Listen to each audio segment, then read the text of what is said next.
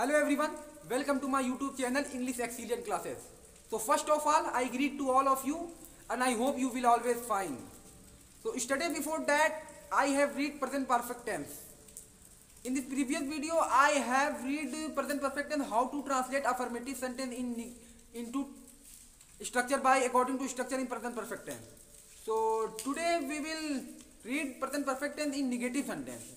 So I am going to learn the very important topic present perfect tense and how to translate in negative sentence in present perfect tense. So kindly pay attention on your mind and listen carefully for my voice and look here on the board. So let's begin the present perfect tense in negative sentence.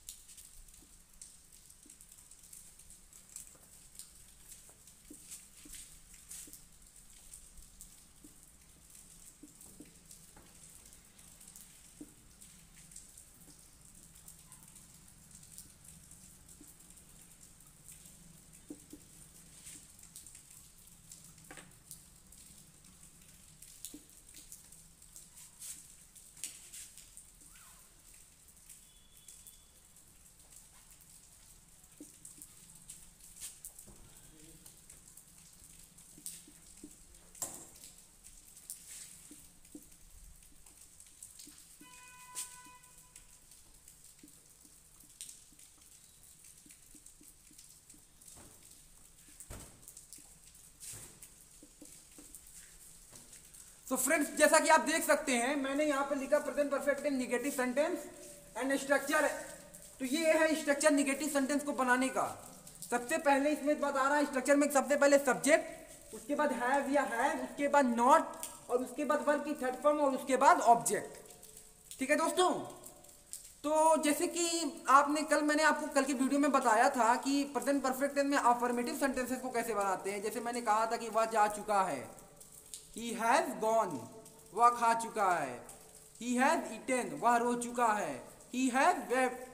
तो इस तरह की जितने भी sentence थे जिसमें affirmative सकारात्मक वाक्य थे, उनको आपने जाना था किस तरह बनाते हैं कल की वीडियो में। और जिन लोगों ने मेरा कल का वीडियो नहीं देखा है वो जाकर देख लें, क्योंकि आप प्रेजेंट परफेक्ट टेंस को पढ़ने से पहले आपको दो चीज मैंने गौरतलब कल कराई थी कि इसमें दो चीज को आपका हमेशा फोकस होना चाहिए। पहला तो ये है कि सबसे पहले आपको ये पता होना चाहिए कि हैज और हैव का यूज कहाँ होता है, और दूसरी चीज आपको ये जरूर से जरूर मालूम होनी चाहिए कि प्रेजेंट परफेक्ट टेंस में हमेशा वर्ब की थर्ड फॉर्म लगाते हैं। ठीक है, तो वर्ब की थर्ड फॉर्म आप हमेशा प्रेजेंट परफेक्ट टेंस में लगाते हैं, ये इसकी पहचान है, चुका चुके इसकी पहचान है। और दूसरी बात ये कि हैव और हैज का यूज कहाँ होता है, तो हैज का यूज वहां होता है जहां ही, शी, इट, अदर या किसी सिंगुलर सब्जेक्ट का नाम हो। ठीक है, जैसे राम, मोहन, गीता, सीता।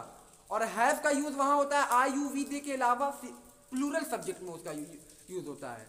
ठीक है दोस्तों, तो आई होप आप समझ गए होंगे। हैज और हैव के बारे में कल मैंने डीपली बताया था कल की वीडियो में। ठीक है, तो आज मैं आपको एक ऐसे ही बस एग्जांपल टाइप बता रहा हूँ कि एक क्वेश्चन को किस तरह क्रिएट करते हैं। ठीक है, तो मान लीजिए अगर आपको कल अफर्मेटिव में जो सेंटेंस हमने बनाया तो उसी को अगर आपको नेगेटिव में बनाना रहे, मान लीजिए मैंने कहा मैंने उसे धोखा नहीं दिया है। प्रेजेंट परफेक्ट टेंस में निगेटिव सेंटेंस में मैंने उसे धोखा नहीं दिया है।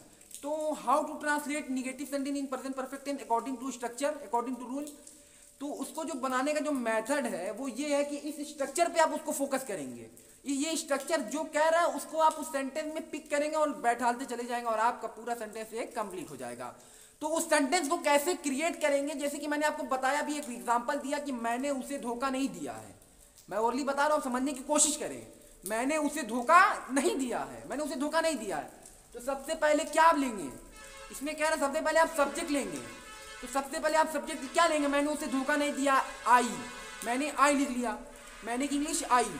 ओके, उसके बाद आई के साथ यहाँ कह रहा है सब्जेक्ट के बाद हैव। तो आप क्या लगाएंगे, मैंने उसे धोखा नहीं दिया, मैंने का आई लिख दिया, सब्जेक्ट उसमें आपने लिख लिया, हैव या हैव कह रहा लगाने के लिए तो आपने हैव लगाया, क्योंकि आई यू वी के साथ हैव लगता है, तो आपने हैव लगा लिया। अच्छा, उसके बाद क्या लगाना था, नॉट लगाना था, कंपलसरी है क्योंकि आप निगेटिव सेंटेंस बना रहे हैं। ओके, अच्छा, उसके बाद वर्ब की थर्ड फॉर्म लगाना है। तो मैंने उसे धोखा नहीं दिया, आई हैव नॉट, यहां तक आपका बन गया। अगर आपको फिर भी नहीं समझ में आया, मैं आपको रिटर्न अभी लिख के दिखाऊंगा, ओरल समझने की कोशिश करें आप। सबसे पहले मैंने उसे धोखा नहीं दिया, मैंने सब्जेक्ट आपने खोजा, आई लिख दिया, आई के साथ हैव लगता है, हैव लगा दिया, नॉट कंपलसरी था, लगाना ही था, निगेटिव सेंटेंस ही बना रहे हैं, आई हैव नॉट। फिर उसके बाद कह रहा वर्ब की थर्ड फॉर्म लगाइए। तो जब आप वर्ब की थर्ड फॉर्म लगाएंगे तो धोखा देने का डिसीव, और डिसीव में ईडी लगा दें तो वो थर्ड फॉर्म डिसीव्ड हो जाएगा। तो I have not deceived to him, उसको ऑब्जेक्ट आ गया टू हिम। ठीक है, तो अब मैं इसी वाक्य को यहाँ पर इसके साथ और कई वाक्य को मैं यहाँ ब्लैक बोर्ड व्हाइट बोर्ड पर आपको लिख कर रिटर्न दिखाने की कोशिश कर रहा हूँ, और आई होप, मैं आशा करता हूँ आप समझ जाएंगे। ठीक है, तो लेट्स स्टार्ट। मैं वही सेंटेंस फिर से लेता हूँ, मैंने उसे धोखा नहीं दिया है। अच्छा, एक बात और बता दूं, इसमें दिया है, खाया है, पिया है, जिसके साथ या है लगा है वो भी प्रेजेंट परफेक्ट टेंस में ही गिना जाता है, और न चुका है, चुके, ये भी। ठीक है, या हुई है, नहीं हुई है, जैसे वो परीक्षा में फेल नहीं हुई है, ये भी सेंटेंस मैं आपको रिटर्न लिख के दिखाऊंगा। ठीक है, तो देखते हैं।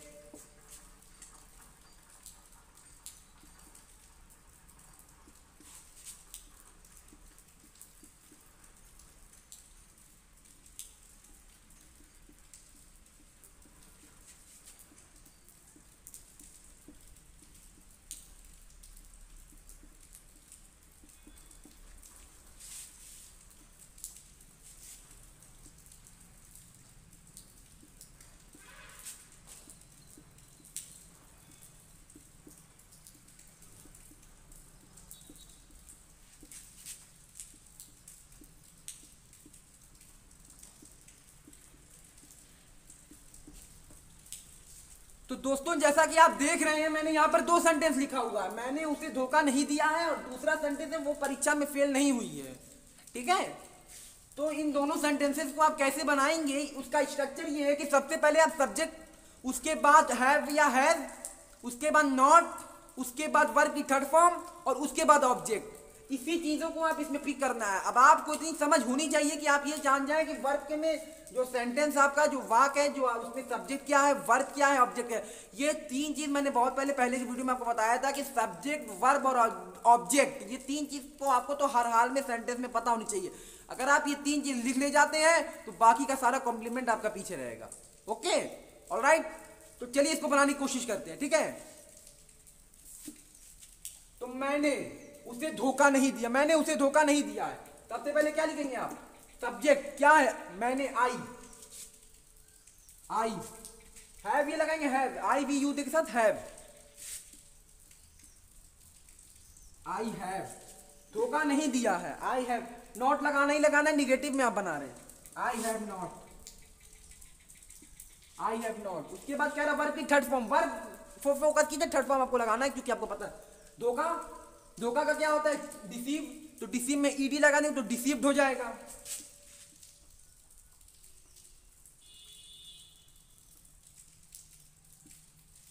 आई हैव नॉट डिसीव्ड उसे, हिम,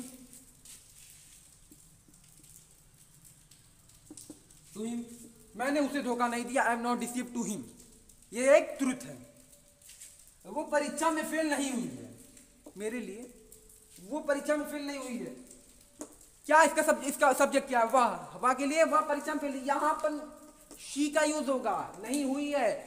सेंटेंस को जब आप पढ़ेंगे तो आपको फील होगा कि सेंटेंस किसी लड़की के बारे में बात कर रहा है, वह परीक्षा में फेल नहीं हुई है। मतलब मैं कह रहा हूं कोई लड़की के बारे में कह रहा हूं कि वो लड़की परीक्षा में फेल नहीं हुई है, क्योंकि यहाँ प्रोनाउन डायरेक्ट ले लिया गया, वह लड़की का नाम नहीं है, राम, गीता, सीता, अनीता, कोई नाम नहीं है। ओके, ऑलराइट, तो फिर देखते हैं वाह यहाँ पे क्या लिखेंगे, इसलिए यहाँ पर ही नहीं शी लिखेंगे, दैट्स राइट। तो आपने सब्जेक्ट शी लगा दिया अकॉर्डिंग टू स्ट्रक्चर। उसके बाद आपको क्या लगाना है, हैव या हैव। आपका शी एक वचन है, मैंने बताया ही, शी, इट सिंगुलर सब्जेक्ट साथ हैव लगेगा, तो आप क्या लगाएंगे, have.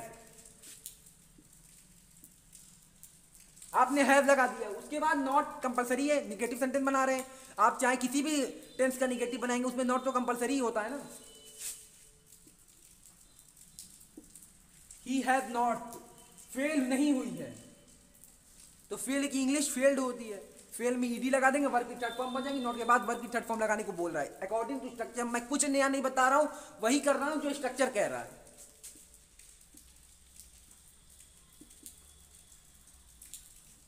In the exam object,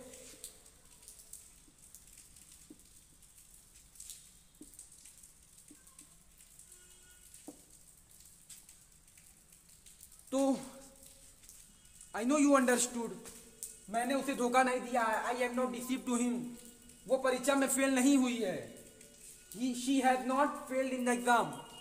ठीक है दोस्तों, तो आई होप आप समझ रहे होंगे। मैं इसी तरह आपको 2-4 सेंटेंसेस और भी दिखा रहा हूं लिखकर, और आप समझने की कोशिश करें।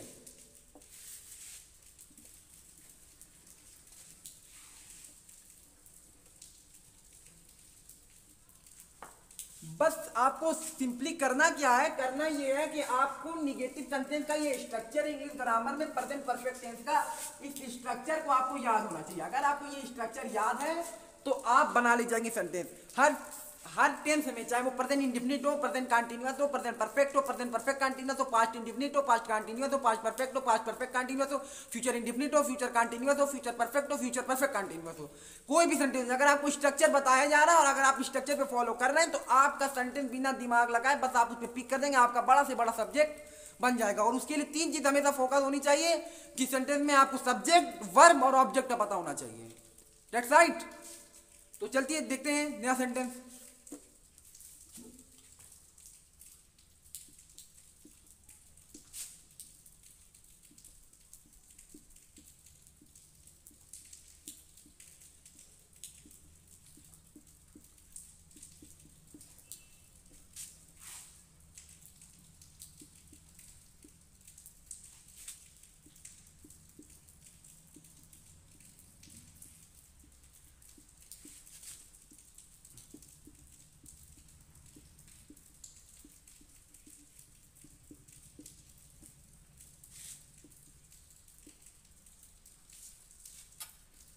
वह नहीं सो चुका है, वह नहीं सो चुका है, राम स्कूल नहीं जा चुका है। ठीक है, तो इसको आप कैसे बनाएंगे? सबसे पहले वह, सब्जेक्ट वह की इंग्लिश ही, आपने ही लिख दिया। उसके बाद हैव या हैज, वह के लिए ही है तो हैज लगेगा, एक वचन। उसके बाद नॉट, तो नॉट लगा दिया आपने। सो चुका है, सोने की इंग्लिश होती स्लीप, लेकिन थर्ड फॉर्म हमेशा स्लेप्ट होता है, तो वर्ब की थर्ड फॉर्म आपने लगा दिया। He has not slept, इसमें ऑब्जेक्ट था ही नहीं, वह नहीं सो चुका, he has not slept। अब नेक्स्ट सेंटेंस देखिए, राम स्कूल नहीं जा चुका है, राम स्कूल नहीं जा चुका है, क्या बनेगा इसका? सबसे पहले subject Ram,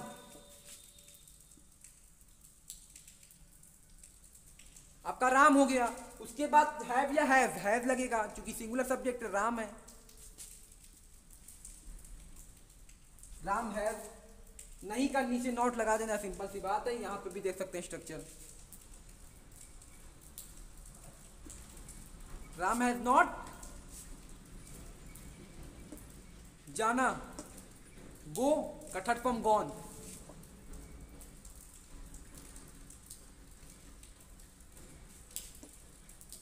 Ram has not gone to school, object.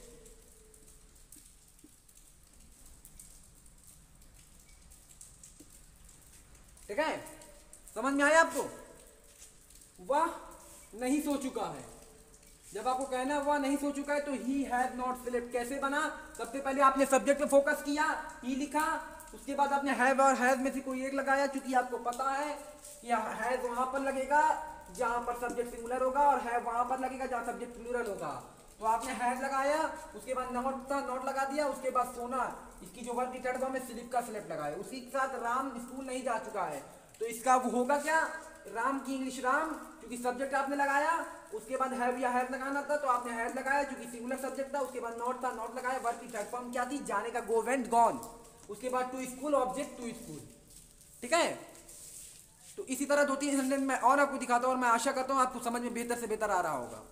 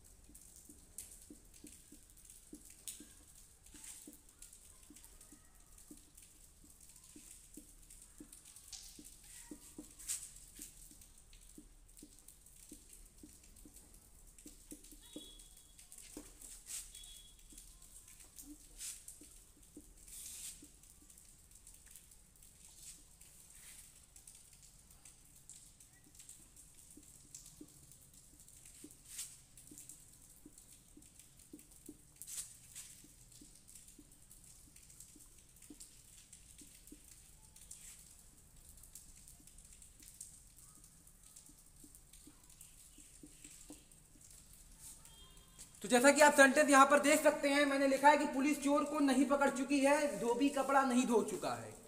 तो इस सेंटेंस को आप कैसे बनाएंगे? इस सेंटेंस को बनाने का नियम है, आपको पता है, आप जल्दी बनाते तुरंत बिना टाइम बर्बाद किए। पुलिस, सब्जेक्ट क्या है? पुलिस। उसके बाद सब्जेक्ट हैव या हैज, क्या लगेगा? पुलिस के साथ हमेशा हैव लगता है, क्योंकि पुलिस को हमेशा सिंगुलर प्लूरल में गिना जाता है। उसके बाद नॉट, तो नॉट लगा दिया, नॉट हो गया। उसके बाद क्या कह रहा है? उसके बाद कह रहा है वर्ब की थर्ड फॉर्म, तो वर्ब की थर्ड फॉर्म क्या है? पकड़ने का, कैच, तो कॉट हो जाएगा। उसके बाद है चोर को, क्या होगी इसकी इंग्लिश? Cat the thief.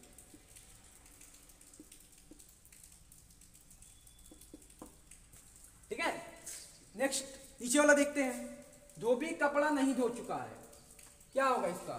तो सबसे पहले सब्जेक्ट आपका वॉशरमैन है,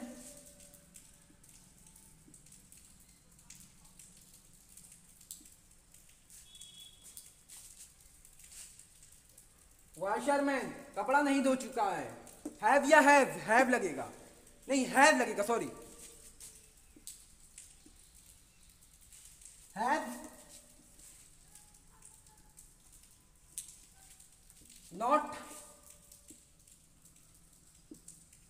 वॉशरमैन हैव नॉट, धोने का क्या होगा? वॉश में थर्ड फॉर्म ईडी लगा लेंगे, वॉश्ड।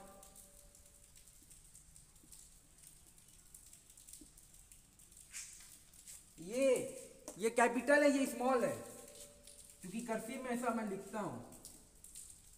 ठीक है, ये स्मॉल है, ये कैपिटल है। वॉश द क्लॉथ,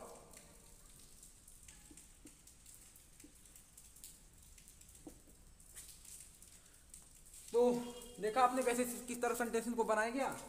अब मैं 2 सेंटेंस और लिख के दिखाता हूं और आप उसका आंसर कमेंट बॉक्स में लिखेंगे, ठीक है? और अगर आपको अभी भी कुछ समझ में नहीं आया तो आप हमसे पूछ सकते हैं, मैं आपको फिर से एक बार रिमाइंड करता हूं। देखिए नेक्स्ट सेंटेंस में दिखाता हूं, या इसी में देख लीजिए, पुलिस चोर को नहीं पकड़ चुकी है, क्या बनाएंगे इसका? किस तरह ये बना, मान लीजिए किस तरह ये बना। तो सबसे पहले आपने सब्जेक्ट लिखा पुलिस अकॉर्डिंग टू स्ट्रक्चर, जो स्ट्रक्चर कह रहा है, उसके बाद आप स्ट्रक्चर कह रहा है हैव या हैव में से कोई एक चीज उठाओ, तो पुलिस के साथ हमेशा हैव लगाते हैं, हमने हैव उठा लिया। उसके बाद कह रहा नॉट लगाओ, नॉट लगा दिया। उसके बाद कह रहा वर्ब की थर्ड फॉर्म लगाओ, वर्ब क्या था इसमें? क्रिया पहचानने की आपको जानकारी होनी चाहिए। पुलिस चोर को नहीं पकड़ चुकी, पकड़ना क्या है यहाँ पर? ये है आपका वर्ब क्या होता है? कैच का थर्ड फॉर्म कॉट, ठीक है, तो ये हो गया आपका। उसके बाद कह रहा वर्ब के बाद ऑब्जेक्ट लगाओ, ऑब्जेक्ट आपने लगाया चोर को, द थिफ, ठीक है। उसके बाद क्या? धोबी कपड़ा नहीं धो चुका है, धोबी कपड़ा नहीं धो चुका है, तो क्या इसमें सबसे पहले सब्जेक्ट कह रहा है, स्ट्रक्चर कह रहा है, सबसे पहले आप सब्जेक्ट लिखो, तो आपने सबसे पहले सब्जेक्ट लिखा वॉशरमैन, धोबी की इंग्लिश आपको पता थी। उसके बाद कह रहा है हैव या हैव में से कोई एक चीज उठाओ, आपने क्या उठाया? हैव उठाया। क्यों उठाया? क्योंकि आपको पता है कि ही, शी, इट और नाम के साथ हमेशा क्या लगता है? हैव लगता है, ठीक है। नेक्स्ट, तो उसके बाद आप कह रहा है स्ट्रक्चर कहना नॉट लगाइए, आपने नॉट लगाया। उसके बाद कह रहा वर्ब की थर्ड फॉर्म लगाइए, आपने वर्ब की थर्ड फॉर्म लगाई। आपको कैसे पता चला वर्ब की थर्ड फॉर्म? आपको याद होगा, नहीं याद होगा आप किताब में से देखें। आपको नहीं समझ में आता आप गूगल सर्च करें, नहीं समझ में आता मेरे पास आए, मेरे कमेंट बॉक्स में पूछें, मेरे व्हाट्सअप नंबर पर आप सर्च करें, पूछ सकते हैं। तो भी कपड़ा नहीं धो चुका, ठीक है, वाश, धोने की इंग्लिश वाश, वाश में लगा दिया, वाश हो गया, ओके। उसके बाद कह रहा था ऑब्जेक्ट कपड़ा, द क्लॉथ, ठीक है।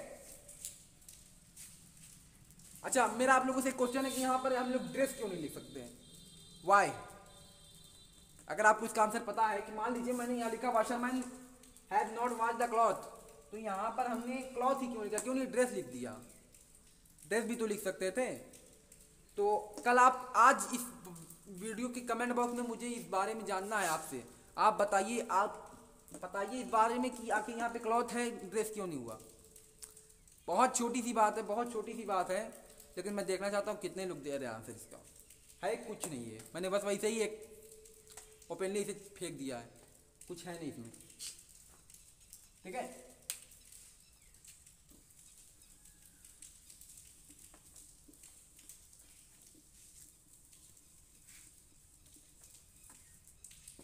नेक्स्ट सेंटेंस देखते हैं हम लोग। नेक्स्ट सेंटेंस क्या है?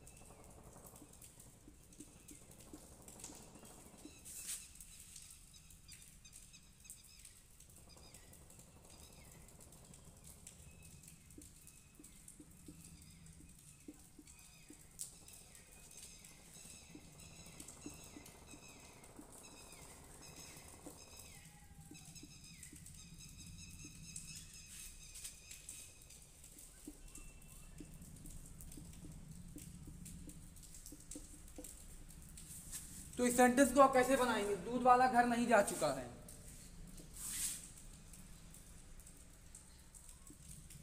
Milkman has not gone to home. दुकानदार साबुन नहीं बेच चुका है।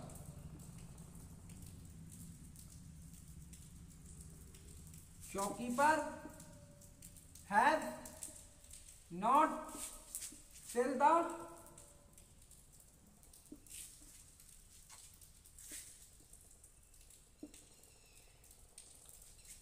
साबुन। What is the meaning of साबुन? साबुन की मीनिंग आपको पता है? What is the meaning of साबुन?